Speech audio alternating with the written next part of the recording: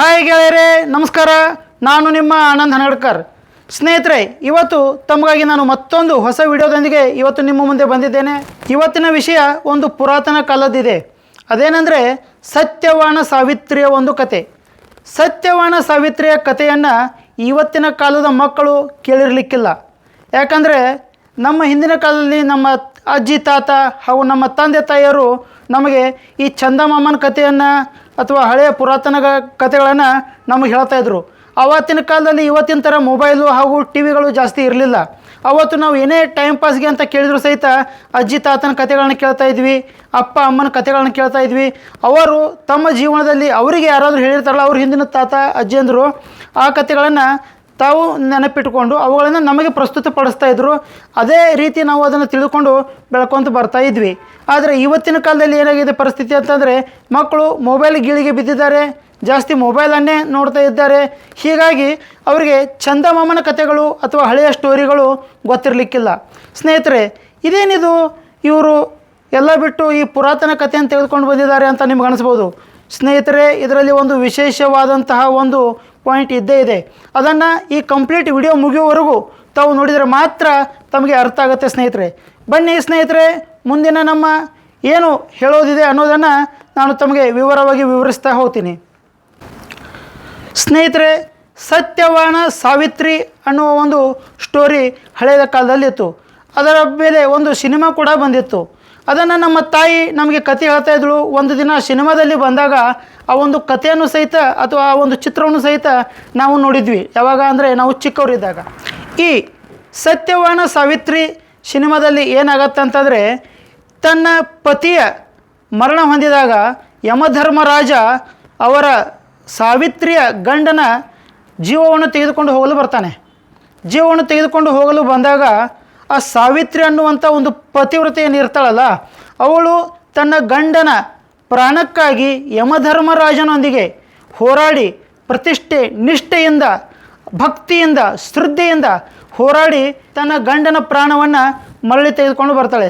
ಸ್ನೇಹಿತರೆ, ಈ ಚಿತ್ರದಲ್ಲಿ ನೀವು ನೋಡ್ತಾ ಇರ್ಬೋದು, ಯಮಧರ್ಮರಾಜ ಸಾವಿತ್ರಿಯ ಗಂಡ ಸತ್ಯವಾನನನ್ನು ತೆಗೆದುಕೊಂಡು ಹೋಗಲು ಬಂದಿರ್ತಾನೆ.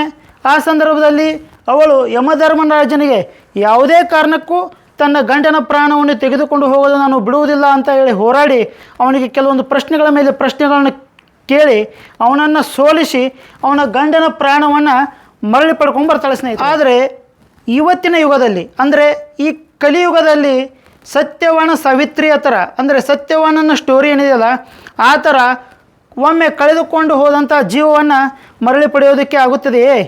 ಯಾವುದೇ ಕಾರಣಕ್ಕೂ ಇವತ್ತಿನ ಪರಿಸ್ಥಿತಿಯಲ್ಲಿ ಜೀವ ಒಮ್ಮೆ ಹೋದರೆ ಅದನ್ನು ಮರಳಿ ತರೋದಕ್ಕೆ ಆಗೋದೇ ಇಲ್ಲ. ಸ್ನೇಹಿತರೆ, ಇತ್ತೀಚೆಗೆ ನಿಮ್ಮೆಲ್ಲರ ನೆಚ್ಚಿನ ಪ್ರೀತಿಯ ಅಪ್ಪು ಡಾಕ್ಟರ್ ಪುನೀತ್ ರಾಜ್ಕುಮಾರ್ ಅವರನ್ನು ಸಹಿತ ನೀವೆಲ್ಲರೂ ಕಳ್ಕೊಂಡ್ವಿ.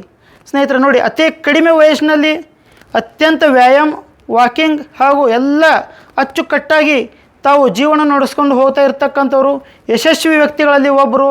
ಎಲ್ಲರಿಗೂ ಒಳ್ಳೆಯ ಹಿತಚಿಂತಕರು, ಮಾರ್ಗದರ್ಶಕರು ಹಾಗೂ ಎಷ್ಟೋ ಅನಾಥಾಶ್ರಮಗಳಿಗೆ ತಾವು ದೇಣಿಗೆಯನ್ನು ನೀಡಿರ್ತಕ್ಕಂಥವರು ಅತ್ಯಂತ ಚಿಕ್ಕ ವಯಸ್ಸಿನಲ್ಲಿ ಅಪ್ಪು ನಿಮ್ಮೆಲ್ಲರನ್ನು ಬಿಟ್ಟು ಹೋದರು. ಇದು ನಮ್ಮ ಕಣ್ಣು ಮುಂದೆಯೇ ಇದೆ. ಅಕಸ್ಮಾತಾಗಿ ಇವತ್ತಿನ ದಿನದಲ್ಲಿ ನಮ್ಮ ಹಿಂದೆ ಏನಾದರೂ ಯಮಧರ್ಮರಾಜ ಬಂದರೆ ನೀವು ಏನು ಮಾಡೋಕ್ಕಾಗತ್ತೆ? ಏನೂ ಮಾಡೋಕ್ಕಾಗೋದಿಲ್ಲ ಅಲ್ವಾ? ಜೀವ ತಾನೇ ಹೊರಟು ಹೋಗುತ್ತೆ. ಆವತ್ತಿನ ಕಾಲದಲ್ಲಿ ಸಾವಿತ್ರಿ ಇದ್ದಾಗೆ ಇವತ್ತಿನ ಕಾಲದಲ್ಲಿ ಯಾವುದೇ ಸಾವಿತ್ರಿಯರಿಲ್ಲ. ಈಗ ನಾನು ತಮ್ಮ ಮುಂದೆ ಪ್ರಸ್ತುತಪಡಿಸ್ತಾ ಇರ್ತಕ್ಕಂಥ ವಿಷಯ ಏನಂದರೆ, ಇವತ್ತಿನ ಕಾಲದಲ್ಲಿಯೂ ಸಹಿತ ಪ್ರತಿಯೊಬ್ಬ ವ್ಯಕ್ತಿಯ ಹಿಂದೆ ಇಬ್ಬರು ಬೆನ್ನು ಹತ್ತಿರ್ತಾರೆ ಅಂತ. ಈಗ ನೋಡಿ, ಈ ಚಿತ್ರದಲ್ಲಿ ನೋಡ್ತಾ ಇದ್ದೀರಾ, ಒಬ್ಬ ವ್ಯಕ್ತಿಯ ಹಿಂದೆ ಇಬ್ಬರು ಬೆನ್ನು ಹತ್ತಿದ್ದಾರೆ. ಯಾರ್ಯಾರು ಅಂದರೆ, ಮೊದಲನೆಯವರು ಯಮಧರ್ಮರಾಜ, ಎರಡನೆಯವರು LIC ಏಜೆಂಟ್. ಸ್ನೇಹಿತರೆ, ಇದರಲ್ಲಿ ನಾವು ಏನು ತಿಳ್ಕೊಬೇಕಂತಂದರೆ, ನಾವು ಯಾರ ಕೈಗೆ ಮೊದಲು ಸಿಗುತ್ತೇವೆಯೋ ಅದರ ಮೇಲೆ ನಮ್ಮ ಜೀವನ ಹಾಗೂ ನಮ್ಮ ಕುಟುಂಬದ ಭವಿಷ್ಯ ಅಡಗಿದೆ. ಸ್ನೇಹಿತರೆ, ಯಾಕಂತಂದರೆ ನಮ್ಮನ್ನು ನಂಬಿರ್ತಕ್ಕಂಥ ನಮ್ಮ ಕುಟುಂಬ ಸದಸ್ಯರು ಅಕಸ್ಮಾತಾಗಿ ನಾವು ಯಮನ ಕೈಗೆ ಸಿಕ್ಕರೆ ನಮ್ಮ ಕುಟುಂಬದ ಪರಿಸ್ಥಿತಿ ಏನಾಗಬೇಡ. ಅದಕ್ಕಾಗಿ ನಾವು ಮೊದಲು ಯಾರನ್ನು ಭೇಟಿಯಾಗಲಿಕ್ಕೆ ಇಚ್ಛಿಸುತ್ತೇವೆ ಅನ್ನುವುದರ ಮೇಲೆ ನಮ್ಮ ಕುಟುಂಬದ ರಕ್ಷಣೆ ಹಾಗೂ ಭವಿಷ್ಯ ಅಡಗಿದೆ. ಸ್ನೇಹಿತರೆ, ಒಂದು ವೇಳೆ ನೀವೇನಾದರೂ ಯಮನ ಕೈಗೆ ಭೇಟಿಯಾದ್ರಿ ಅಂತ ಇಟ್ಕೊಳ್ಳಿ. ಆವಾಗ ನಿಮ್ಮ ಹಿಂದೆ ಇರ್ತಕ್ಕಂಥ ಜವಾಬ್ದಾರಿಗಳು, ನಿಮ್ಮ ಮಕ್ಕಳ ಭವಿಷ್ಯ, ನಿಮ್ಮ ಮಕ್ಕಳ ಕನಸು ಹಾಗೂ ನಿಮ್ಮ ಕುಟುಂಬದ ರಕ್ಷಣೆ ಇದೆಲ್ಲವೂ ನುಚ್ಚು ನೂರಾಗುವ ಸಾಧ್ಯತೆ ಇರುತ್ತದೆ. ಅದೇ ಒಂದು ವೇಳೆ ನೀವೇನಾದರೂ ನಮ್ಮ LIC ಪ್ರತಿನಿಧಿಯ ಕೈಗೆ ಸಿಕ್ಕರೆ, ಅಂದರೆ ನಮ್ಮ LIC ಪ್ರತಿನಿಧಿಯು ಸಹಿತ ನಿಮ್ಮನ್ನು ಬೆನ್ನು ಹತ್ತಿರ್ತಾರೆ, ಸಾಕಷ್ಟು ಕಡೆಗಳು ಎಷ್ಟೋ ಸಾರಿ ನಿಮಗೆ ವಿವರಣೆಗಳನ್ನು ನೀಡಿರ್ತಾರೆ, ನೀವು ಅದನ್ನು ಗಮನದಲ್ಲಿಡದೆ ಯಾವುದೇ ಜೀವಕ್ಕೆ ಭದ್ರತೆಯನ್ನು ಪಡೆದುಕೊಂಡಿರುವುದಿಲ್ಲ.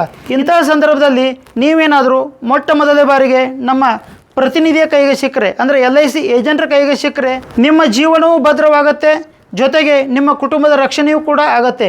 ಆವಾಗ ನೀವು ನಿಶ್ಚಿಂತರಾಗಿರ್ಬೋದು, ನಿಮ್ಮ ಕುಟುಂಬವನ್ನು ಸಹಿತ ಅತ್ಯಂತ ಯಶಸ್ಸಿನ ಹತ್ರ ನೀವು ಕಂಡ ಕನಸುಗಳೆಲ್ಲವನ್ನು ನನಸು ಮಾಡಿಕೊಳ್ಳುವುದರ ಹತ್ತಿರ ನೀವು ತೆಗೆದುಕೊಂಡು ಹೋಗಬಹುದು.